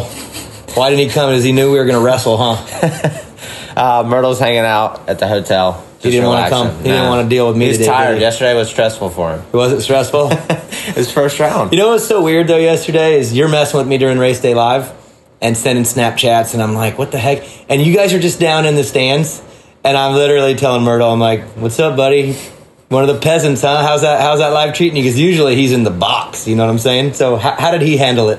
I mean, even for me, like, we had to walk in through the gate, scan our ticket, which was fine. There's nothing wrong with that, but I've never really been on that side of things. Yeah, do you even have a credential? No, the only... So you're just a straight fan in the stands? The only place I've ever watched from the stands is A1 just because you can get right up on the track. Yeah. Or right off the track and get up in the bleachers. So that was the first time I've ever watched a Supercross race from the stands. And you were sitting in front of the quad. Yes. How was that? Sketchy. Honestly, The fans, like, you don't, like, the guys that come and watch the races or the fans that come and watch the races, and, like, I watch it on TV, and I'm like, wow, that looks way easy, and then you get right up close and personal, and, like, the quad after the finish on it, especially for Barsha and Roxon to be doing that, it was insane. It was so big. Like, they had to gas down the landing, then let up, and then sit, and then give it that last little pop, and I don't know if you could see it on TV, but they never really got their timing down 100%. No, they were clipping it, like, because, like, that was so hard to judge, and it was so big, and they were carrying so much momentum into that left-hander. It was nuts. What about just you being there? I mean, obviously you're healing and mending yourself right now, but was that hard? Just being there, watching and seeing the 250 East guys, and you're just like, dude. I mean, was it hard, or are you kind of have a tempered attitude with it right now? Like, where are you? Yeah, we walked in, and like, I mean, first thing was like, sick. Get to come watch the races, like, that's fun. I haven't been to a race since San Diego 2020, so it's been a while. So that part was cool, like just walking in the stadium and seeing the jumps and some fans, which is really, really cool. But yeah, as soon as I saw 1 minute in, as soon as I saw the guys take off, it's like, oh, I want to get back out there. So it was fun to watch everyone race, but I definitely want to be out there soon. Now, I know, like, in years past, even, like, you watch the 450 class because you're not in that class, so you kind of watch that as a racer/fan anyway, so I'm sure that class wasn't as bad, but was watching the 250 class, like, the hard part, because those are your guys, like Mosman and Shimoda, and these are guys that you practice with at State Fair, and Mosman you've raced with for 2 years. So when you watch them, are you able to separate and go, okay, 250 class, I'm studying, in 450 class, I'm a fan, or was your head just spinning all day? I mean, honestly, just spinning all day. I mean, I watch the 450 class and just try to learn as much as I possibly can, because those guys go so fast, and like, I literally couldn't even keep up. It's like every single guy that went by, I was like, whoa. It was like, I mean, like, all these guys were going for fast laps in practice, and then, like, you're like, oh, he's going to be on the top of the board, and come around and be 12th. And it's like, dude, he literally just laid down the gnarliest lap I've ever seen, and then he was 12th. And then you watch the 250 guys. It's funny you say that, though, because I just got done doing the 450 roundtable Zoom, and Dean Wilson talked about that. He was 12th in times, and he said he literally put in the hottest lap. He thought it was perfect. He looked up on the board, and he wasn't top 10, and he was like, my transponder, bro? I mean, what is, like, it can't be done any better, and he was 0.7 off the lead, but he was 12th. It would have to be hard, just because, I mean, all those guys put their heart and souls into training, eating the right thing, getting the right amount of sleep, traveling, and then coming here and their bike's 100%, they're 100%, and then something like that happens, which, I mean, 0.7, yes, it's not a lot, but even if you're 0.1 off as a racer, still feels like a lot. It does. Have you ever been like, I know you have before, but you've been 8th or 9th in times, and you're 0.3 or 4 on a track, and you're like, where am I going to find, like, where do I even find that? I qualified 5th at Phoenix in 2020, and I remember coming off, and I said, I literally just rode the motorcycle as hard as I absolutely could. Couldn't be done any better. And yeah, it's wild. Supercross is just down to the millisecond, how you hit your marks. Then how does Barsha and Roxon check out 20 seconds? Like, how does that even happen? Are they in psycho mode? Because they're all so close, but then in the main event, those two just checked out. I mean, if we're going to jump right into it, we're going to jump right into it. It's the same thing that I think that kind of happened in 250. Craig got around RJ super quick, and then RJ, Fortner, Shimoda, Jet Lawrence, they all found themselves in a really tight battle. It wasn't like they were scrapping back and forth, but it was just a tight battle to where everyone was like kind of protecting but also charging, and Craig just kind of like inched his way away, and he found himself like 2 laps later, like 5-second lead. So it just happens. So the same kind of happened with the 450. Roxon didn't start second, right? No, he was like 4th or 5th, but he got to second. He got to second quick.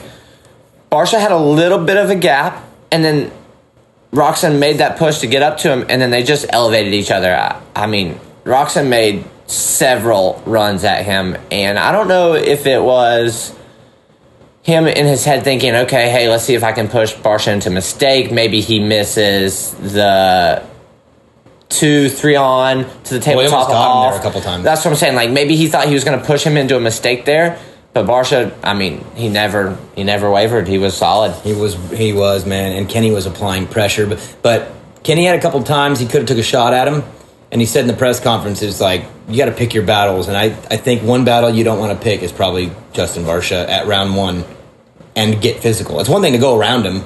That's cool. But to go in and hit Justin on round 1's probably not smart if you're trying to put together a 17-round championship, right? I mean, you don't want to do that. What would you do if you had that kind of power over the rest of the field? You're talking about Ken Roxon, gnarly guy, says, I don't really want to mess with Barsha. Like, dude, Barsha's got, well, I mean, AC said it multiple times. He's terrified of the guy. Like, that's why you want to be him, man. And it's funny, I just got done doing a Beyond the Track with Tony Alessi, and he said the same thing with Vince.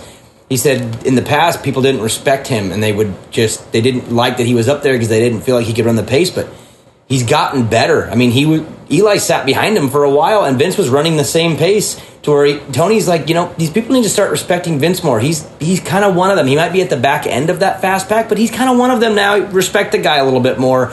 And it's the same thing with Barsha, though. If I'm Kenny at round 1, I'm probably not taking a shot at him, right? Well, I mean, I don't want to mess with Barsha either. I'm just saying Now, if I'm me and there's a $100,000 bonus on the line, Bam Bam's in row 7 because it's just the amount of money I would make in that one shot. But Kenny, $100,000 is not. It's not worth starting a war with Justin Barsha. I'm just saying, what would you do with that kind of power? Like, that's got to feel good for Barsha. To where your competition knows not to mess with you because they know what would come back. Yeah.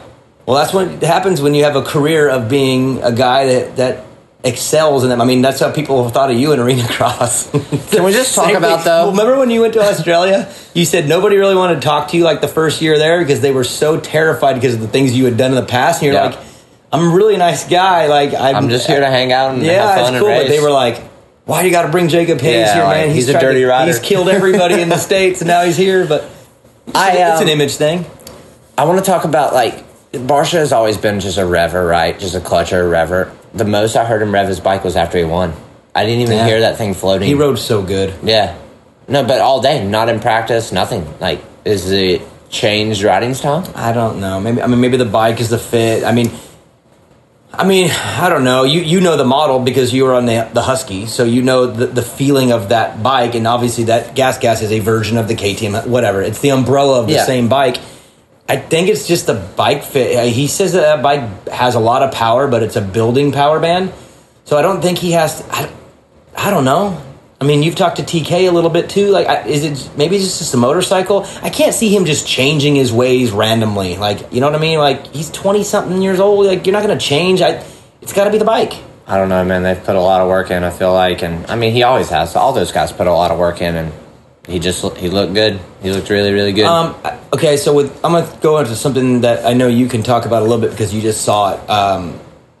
A week or two ago, you were at the test track. You got to see Anderson and Barsha ride, and you told me you were blown away with the way Anderson was riding, just a different style of riding with no brakes and clutch. And obviously he had a weird night, especially at the end. I don't know what happened, but were you a little surprised, just regardless of the situation, seeing Barsha lap Anderson in that main, knowing that a week or two ago you were telling me that Barsha looked great, but Anderson looked psychotically great? I know circumstances are what they are, but is it just weird to see even Barsha goes across the finish line and right in front of him is Eli, about to lap Eli?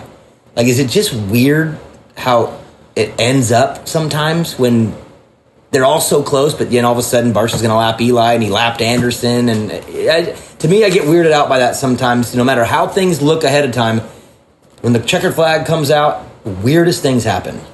As I've gotten older, and the more I've learned year after year in riding and racing and practicing, dude, I mean, they're two completely separate things, practicing and racing. Practicing, you get to ride your own lines. I mean, maybe you're out there with one or two guys, unless you're at a public track. Those factory guys, they get to ride at their private tracks. And yeah, I mean, Anderson has probably one of the sickest styles I've ever seen, and that day that I did watch him, he was phenomenal. I mean, you called me right after that and was like, dude, he's doing things I haven't seen someone do on a 450. Like, he's riding it weird in a way that I've never seen. I couldn't believe it. And I think sometimes when you get to the race, you don't even get to become yourself and ride like yourself. I mean, sometimes, obviously, Barsha rode like himself last night. A lot of people rode like themselves. He was out front, though. Yeah, but with a clear track. At times, like, say the day from free practice just doesn't get off to the right start and you get in the pack. And, I mean, dude, when you're in the 450 class and there's 20 gnarly guys, you don't really have time to settle in. And that's one thing I think, sitting on the sidelines, like, you think Barsha was comfortable last night? Do you think Eli, Kenny, any of those guys were comfortable in their surroundings? You know what I mean? Like, dude, they're pushing, and maybe Anderson just couldn't find the flow last night, and Barsha did. Maybe never had a chance, too. Exactly. Never got caught in a battle. This happened, that happened. All of a sudden, the next thing you know is he's getting lapped by Barsha, who maybe 2 weeks ago at the test track, maybe Barsha's probably going, God, like, what am I going to do to beat that guy? Yeah. This sport is so weird, man, and even...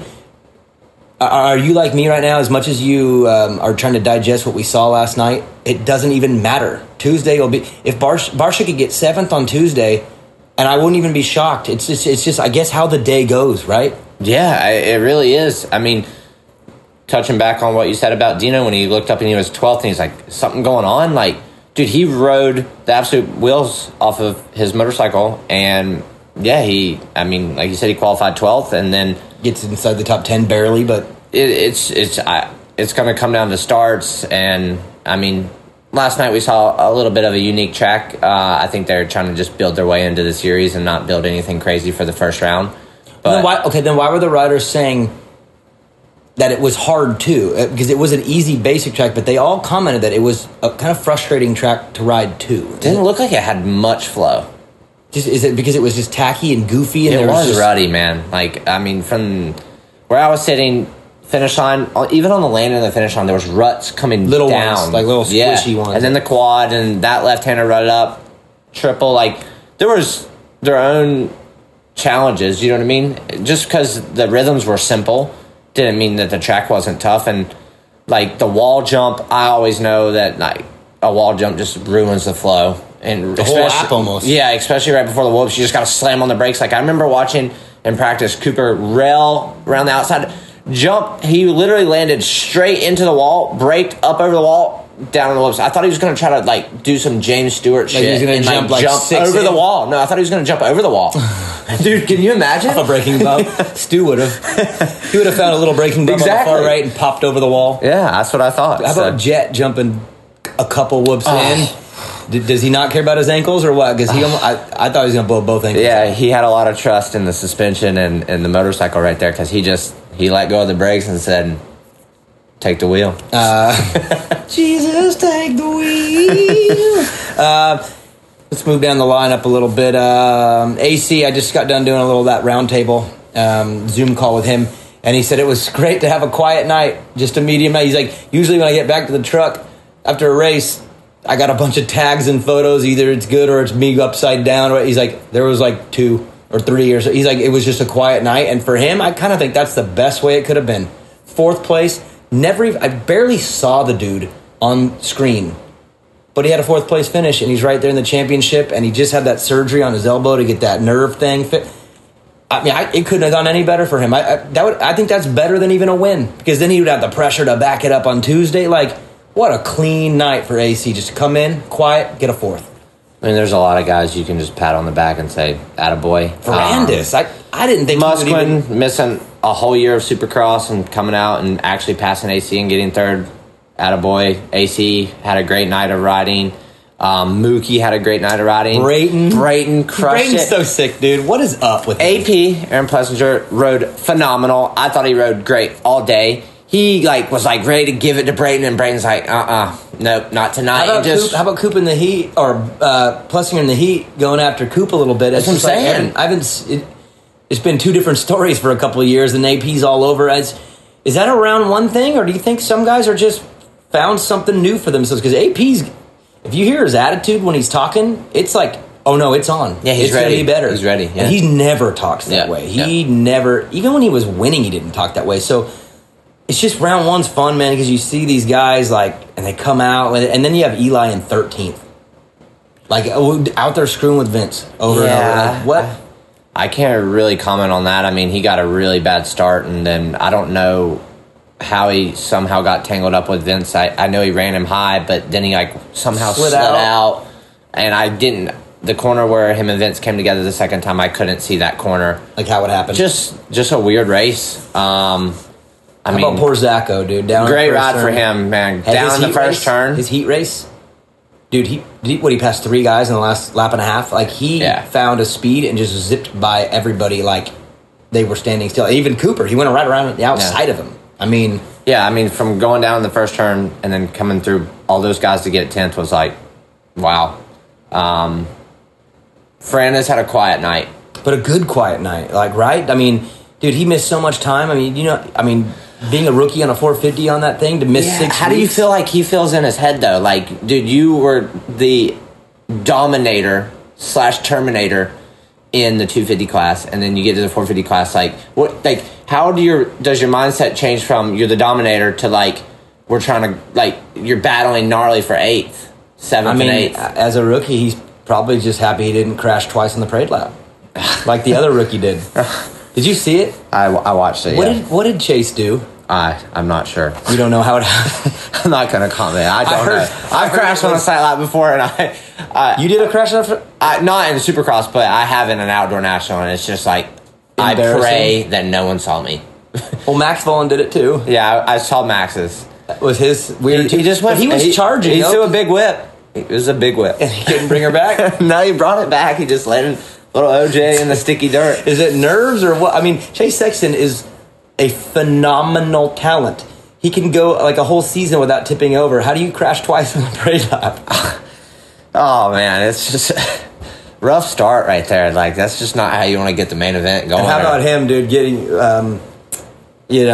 feeling the wrath of Martin Davalos right as you're in your rookie ride. Marty is lucky to not be injured. What happened there? I didn't see that. So in the rhythm, he was quadding 3 and then the big quad, and Mookie moved over on him. Oh. And Mookie just said in that round table, again, guys, I keep saying the round table, it's a YouTube, it'll be a YouTube show we come out with every year. It's just like a Zoom with all the riders that weren't on the podium but did good. Motohead's like Mr. Factory over here is like Mr. TV guy, so he gets to do all the cool stuff, and then he gets to tell us about it later. Gets to is that's a little rich. I mean, I do enjoy it, but it's more of a has to. It's a has to gets to because I'm so tired right now. He's Factory, dude. It's Sunday, man. I've been working all day. Anyways, but Mookie said he didn't know he was there, and he moved over on him a little bit, not knowing that he was there. But then he said he heard a rev in the air, and Marty was like, "Dude, I just sent it left not to land on him."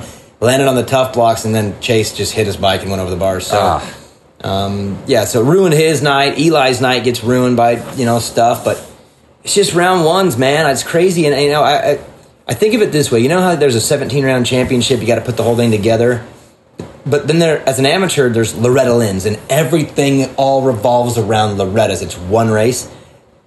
A lot of guys treat the round one of the championship like it's Loretta's, like everything matters. And then again, you get AC and Mookie who have quiet nights, just get their points. That's so good for them. But for some guys, it'd be like, you've gone to Loretta's before where you've gone 1-2 DNF. And it ruins the thing. That's like what Eli is dealing with right now. Or Chase is like a DNF at Loretta's. It just ruins everything. Some guys, yes, but then like I feel like Eli, Coop, even Roxon, like they know it's a long series. Like even Barsha was stoked to win, but I felt like his podium interview, he just knew like there's a long road. Did you hear what he said? I don't want to be a one-hit wonder. I know, but like he knows, like those experienced guys, like Tomac, like yeah, last night was bad, but dude, he literally could easily come out Tuesday, crush everybody. Right. Cooper, same thing.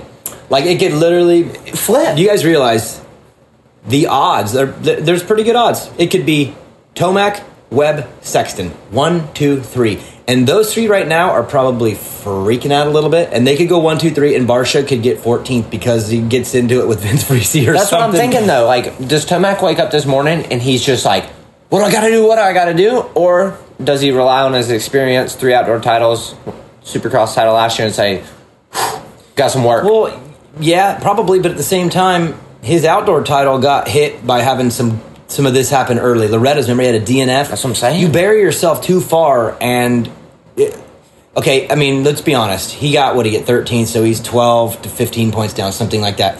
If I said this on my breakdown video that I did on YouTube, if you're mid-season and you're down by 15, you're in it. You're in it. So exactly. Why at round one? It's just us. Are we freaking out because he's 15 points? Everyone's like, "Oh, he's screwed now." really he's not, because he could go 1-1 at the next two, and he's second or third in points. Yeah.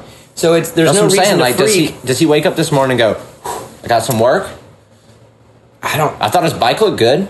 Dude, he does some freakish stuff on the motorcycle that, like, he crushed raw speed stuff. some corners that, like, dude, he just grabs a handful and just hangs. Well, he's not hanging on. He's just muscling that thing around. And you know how fast that bike is? God, dude, he exploded the clutch one time. The ground shook. The whole stadium. Literally. So he goes into the berm, buries it, pulls the clutch in, drops it, and the stadium walls rock. Yeah, like, dude, the foot pegs almost broke off the thing. Oh, man, it takes extra work for Cowie to keep that thing together the way he rides. He rides so damn hard. But to your point about Barsha didn't look like he rode that hard. He looked like he rode technical. Yeah. That's good for him. That's what I'm saying.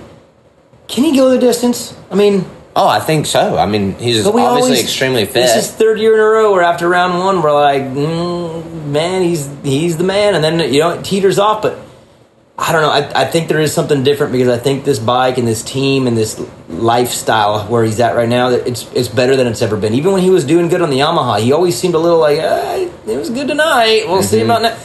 I think he's pretty confident that bike's going to be good everywhere, especially in crappy conditions, which we're going to see a lot of. And that bike is good in crappy conditions. Look at Zach, look at Cooper, look at Marvin. They're good when the track's bad. Yeah. So I think Justin's probably going, dude, let the tracks get trashed. I'm on a bike that I think will be good everywhere, I do think those bikes are really good everywhere. I thought he looked flawless.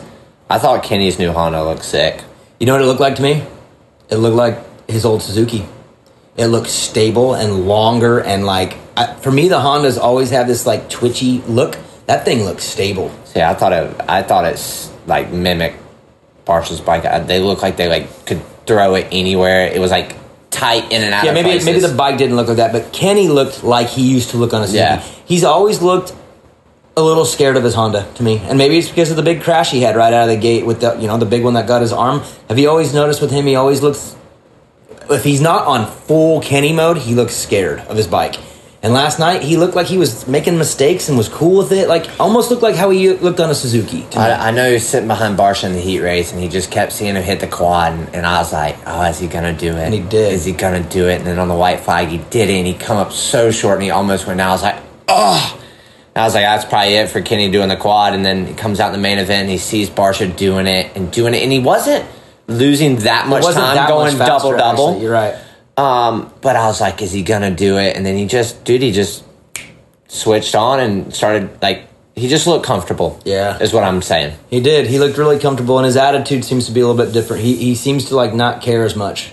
Yeah, just trying to have fun, And I think that guy has had a hard time with pressure. I think it weighs on him heavy. And I think they got his mind in a place where, he's not allowing it to get to him. And then apparently, from what I heard, he's changed up his diet big time. He's eating super healthy. Will said she talked to the team or whatever, and he's his diet has become like a thing where he's really trying to figure out how his body feels better. And I mean, I know how you eat. You guys already eat crazy, but everybody's body's different. So maybe he had to find something that was bugging him, or. I mean, do you have something how old's Kenny now? 25, 26? Probably. As I get older, things that work good, you know what I mean? With food, and I'm really regimen, and he seems like he's someone that's doesn't miss his marks. I saw today on his Instagram, he had his home gym going on, literally had a carpet out. I don't think that guy misses a beat, and these guys are so fine-tuned. It's cool to watch. How about Coop? I mean, obviously we're a little closer with him than most. Do you think he's pissed right now, or is he smart enough to know that this is he is super smart, especially when it comes to racecraft and race theory, but he's not panicking after kind of a night, because it wasn't bad, but it wasn't good. It was just kind of Yeah, I don't think he got a good start in the main event. Oh, it was bad. Yeah, that's what I'm saying. I watched the replay, and Zach crashed because he bumped into the back of Coop because they were both in 19th and 20th going in the first corner. Yeah, I just think he got a bad start, and he salvaged the night and got a 9th. I mean, I don't think he's throwing his hands up. No. I mean, maybe he's this could have been a little bit better. This needs to be a little bit better, but I think that dude's in shape. I think he's locked in. But last year, remember, he had a slowish start to the season for him, and then he admitted it. Roger pulled him aside and was like, do you want to win this thing or not? And it like woke him up. I'm just wondering, is he going to ease into this thing and then wake up and turn into the beast that we know he is? Or does he come out now because round one went like that and go? I'm just curious of where he is. Is he patient, or is he going to be pissed and come out at round two and be an animal? Because you know that when he goes into animal mode, he's a different person. And I'm just wondering, is he ease into that, or is he like pissed right now about last night? I mean, what do you think? He's probably pissed. Probably mad? Yeah. I mean, I would be too, but at the same time, he's probably an angry hornet.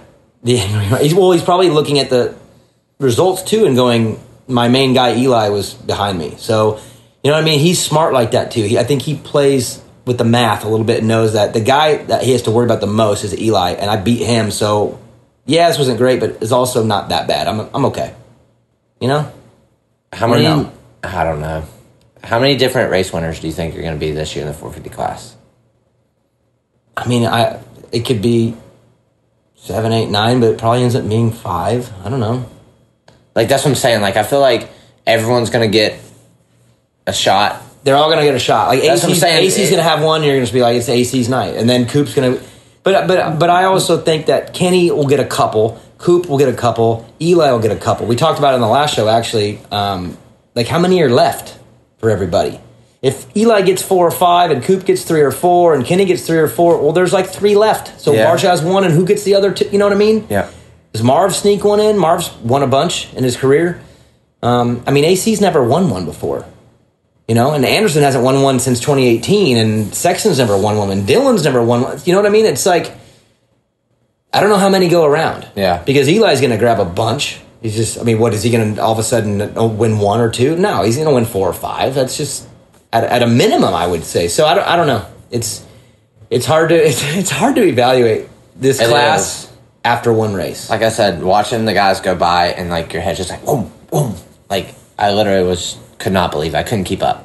Last question, because we're waiting for Marco's, and I'm kind of nervous. I'm thinking the DoorDash. Yeah, is I think probably they're here, dude. So I know. So let me give you one. Chicken wings. I know, with the tangy barbecue. Yeah, and ranch. One last question for you then. Max Folan, another rider that I personally care a lot about, and I hope the Motoheads aren't getting pissed about the fact that I bring him up a lot, because I mean, I personally really want him to do well, and I know you do too, because you're close with Myrtle. He's Myrtle's guy. You got a chance to go and watch Max a little bit. So overall, impressed with that rookie performance, just coming in there as a kid, kind of a little early. I thought it was a pretty clean night, just super clean, right? Dude, I can't imagine. I won the Schoolboy 1 title at Loretta's, and I can't imagine the next race going and debuting in a Supercross. Okay, so, all right, so let's go back in time then. You won Schoolboy at Loretta's. Your next race, you're debuting at a Supercross? Like, that's how would you have done after your Schoolboy 1 win? Like, dude, I was squirrely, man. Like, I won that title at Loretta's. How many bones would you have broke at your first Supercross? Like, I thought he did phenomenal. I was, when I heard he was racing the first coast, I was like, I mean, I get it. Like, you've been riding for a while, but like, you still could have used an extra. That's what I'm saying. Like, develop, but I thought he did great. I thought he looked good all day. In the heat race, he was actually racy. Like, he got up in there. Like, he was third for a while. That's what I'm saying. Like, he was battling, and he was like scrappy when he would lose a position. Like, he wasn't just like, here, guys, go by me. You know what I mean? And a lot of that comes from just, dude, you're on one of the gnarliest teams out there. So, like, the confidence that comes with that, and then his dad and just the people around him, the group is amazing. And I thought it all paid off. I thought he did good. I'm going to sneak in one more question. 450 class. Our guy, Brandon Heartthrob, the Heart Ref. Yeah. He's your roommate. He's our friend. I'm super happy that he got in the main and got out there and got his experience. But when he got that start in the heat race, I know he's a big boy, but he's still a kid, man. Brandon's young. You know, we always forget that because he's so big, dude. He's so big and strong. But I felt like it was like a baby gazelle getting chased by a bunch of hyenas, and they swarmed him. But that's good, right? That he got the start and at least threw himself in there. I can't believe he even did that. He threw himself right into the front, and yes, they swarmed him, but isn't that a good experience for him to like at least go up there and feel it a little bit and get an idea, other than just sit back and like chill, you know? I mean, he threw himself up there. I made him laugh after that. What'd you say? I sent him a text message because where I was sitting, I couldn't see but like 3 or 4 gates from where I was sitting, and dude, he come around and he whole shotted. And I told him, I said, dude, I literally about snapped the rod out of my femur. I jumped up out of my chair so quick. And I was like, hang on to her. Hang on to her. Buddy. Dude, I think he may have broke the record from how quickly you can go from first to out of qualifying. We don't want to talk about that. We just want to talk about it's not fair, but it's and obviously we're poking fun because he's our guy, but dude, I give him credit for whole shotting, dude. First one, he'd like just throw yourself out there, and I bet you at the end of that first lap, he was like, "What just happened?" Yeah, I couldn't even imagine. I thought he did good all day. And I'm cool with it. Just be solid, man. Get your laps in, and just I know Dustin and the team. Yeah. They like him and they're being patient. They know that is he even 21 yet? He's got to be. He's 22. He's 22. Okay, because I knew he was in that range, and I know he's twisted T, so I'm assuming he's an adult. He's a baby gazelle. He is a big baby gazelle, but I was very, very proud of him for being willing, because right now when you know you're not as fast as half the gate, you don't want to get out front, and for him to be able to throw himself out in the lead and take a little bit of a beating, I thought it was good for him. Yeah, but that's the only way he's going to get better. The only way he'll learn. That's the only way he's going to. What is the saying? Iron sharpens iron or something like that? Something like that. You know what I mean? Like, he's putting himself out there, and his speed is going to consistently come around. Yeah. And I know he's been working with Budman, and I mean... How about Brandon starts, though? The LCQ, too. Homie pulled some good starts. Great starts all day. So I think they just built on that. The bike looked good. What did he end up in the main? 21st, but he was... I think he got into it with a guy. Well, he didn't get into it. A guy put him on the ground. Oh, so something happened through that. So he didn't get his full 20 minutes of just moto. Right, yeah. Because that would have been good for him. Just get the 20 in, Yeah. I'm proud of him, though. But, yeah, I just had to say, man, he did break the record from first to out of qualifying in 30 seconds, maybe. But look who it was, dude. I think the last one to get him was Marv. I think Marv got him for 9th. It's like... Yeah, it's Marvin. Yeah, it's like, dude, what are you going to do? Nah, I think it's okay. All right, well, thanks for coming in. Let's eat this Marcos, and then you're hanging out all week, too? You're not going back? You're hanging all the way through the 3? Yeah.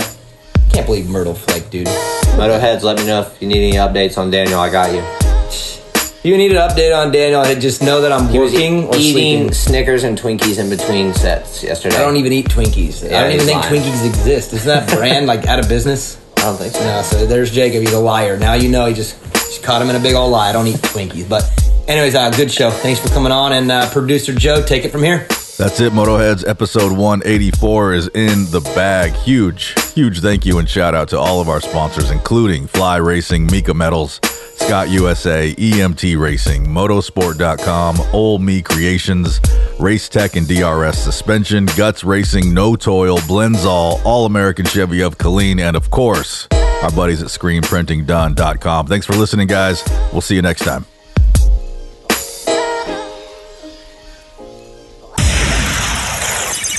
Main event motor. Screw it. You know it by now.